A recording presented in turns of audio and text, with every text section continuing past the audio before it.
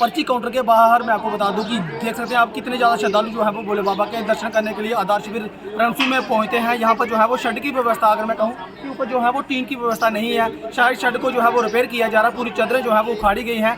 अब जो है वो धूप सीधा लोगों को जो है वो लग रही है। और दूसरी बात मैं आपको बता दूं कि जो श्राइन बोर्ड की पर्ची है, पहले एक ही नाम पर जो है वो 3-4 लोगों को नाम लिखी दिए जाते थे, लेकिन अब जो है वो सिस्टम चेंज किया गया है।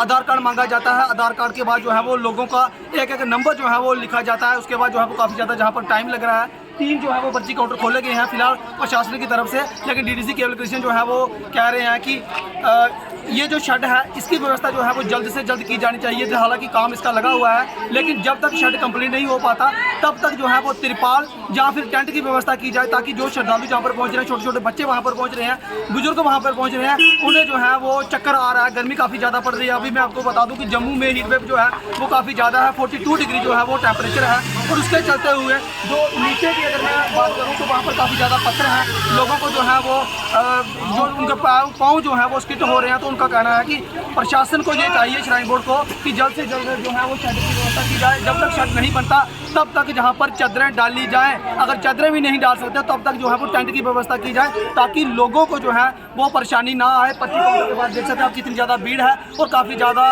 भीड़ जो है वो पर्ची काउंटर के बाहर लग जाती है, क्योंकि लोगों को जब दर्शन करने होते हैं सबसे पहले पर्ची कटवानी पड़ती है। पर्ची कटवाने के लिए जहाँ पर पहले शेड की व्यवस्था की गई थी, आप देखेंगे यहाँ पर शेड की व्यवस्था की गई है, लेकिन शेड जो है वो उखाड़ा गया है क्योंकि रिपेयर किया जा रहा है। कहने का मतलब यह है कि जब तक रिपेयर किया जाता है तब तक टेंट की व्यवस्था की जाए। फिलहाल जो स्थानीय लोग हैं, केवल कृष्ण शर्मा, उनका क्या कहना देखिए, जो वो डीडीसी हैं और उनका क्या कहना देखिए इस रिपोर्ट से।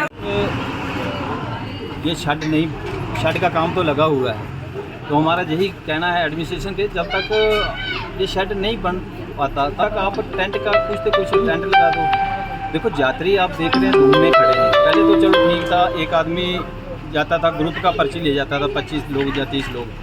अब तो एक एक आदमी की पर्ची है, जैसे आधार कार्ड एक का दिखाना, एक ही पर्ची लेनी। तो इसी वजह से जहाँ तो 10 काउंटर जहाँ पर हों मुताबिक हो सकता है। एक काउंटर में इतना, अगर हमारे पास 4000 या 5000 या 6000 यात्रा आती है तो एक काउंटर से नहीं हो पाती है। तो हमारी यही मांग रही है कि जल्दी से जल्दी ये जहाँ पर जब तक ये अब टीने नहीं डाल सकते थे तब तक ये टेंट लगाया जाए, और यात्रियों को जहाँ पर पीने के लिए पानी का बंदोबस्त किया जाए।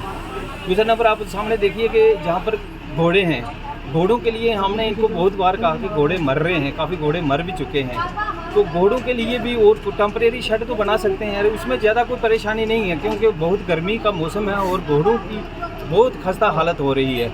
तो घोड़ों के लिए एक शेड हमने इनको कहा था कि आपसे नहीं बन पाता तो हमें कहें तो हम बना सकते हैं, सभी मिलकर हम बना सकते हैं। क्या घोड़ों के लिए, शेड के लिए कोई जगह देखी गई है? देखो जगह तो इन्होंने देखनी थी डिपार्टमेंट के, घोड़ों का इनको डेली का रेवेन्यू अगर कम से कम ज़्यादा तो नहीं आता, 60 से 70 हज़ार पर डे का आ रहा है। तो घोड़ों का ये जगह यही देख सकते हैं ना, अगर इनसे नहीं हो पाता तो हमें कहें, हम शेड बना के दें, ताकि घोड़े जो कितने घोड़े आज तक जहाँ पर मर चुके हैं, घोड़ों के लिए कोई जगह ना खड़े होने के लिए है, ना कोई शेड है, ना पीने के लिए पानी है।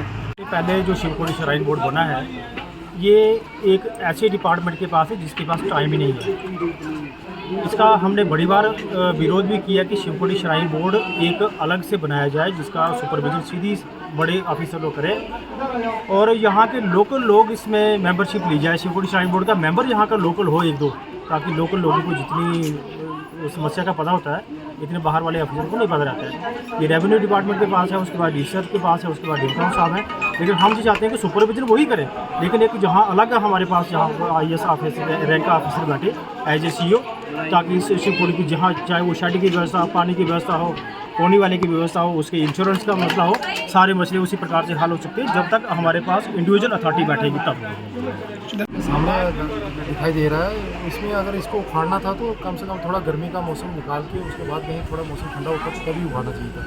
तो तब तक अगर इन्होंने उखाड़ ही दिया तो उसका मतलब यही है कि कहीं टेंट की व्यवस्था करें, क्योंकि जहाँ पे आप देख रहे हैं धूल मिट्टी कितनी है और यात्रा की इतनी लंबी लाइन लगा रहे हैं, पुल के पार तक यात्री जा रहे हैं, छोटे बच्चे हैं, बुजुर्ग हैं, तो उनको काफ़ी ज़्यादा समस्याओं का जहाँ पर सामना करना पड़ता है। हम यही इनसे जो डिस्ट्रिक्ट एडमिनिस्ट्रेशन है इनसे हमारी रिक्वेस्ट है कि तब तक कम से कम तिरपाल तो दिए जाए यात्रियों को।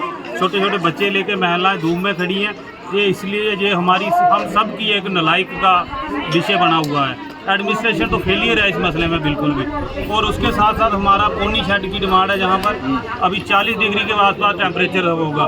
पिछले दिनों में 1-2 दिन पहले धड़कन बढ़ने से इधर पीछे अभी घोड़े की मौत होगी मौके पे ही। हम ये चाहते हैं ताकि इनको दोनों चीज़ों को फैसिलिटी दी जाए, जैसे यात्रियों के साथ साथ शेड के साथ साथ घोड़े का शेड भी बनाया जाए, ताकि इनको जो प्रॉब्लम आ रही है उसका भी हल हो, और जगह जगह ट्रैक पर पीने का पानी हो।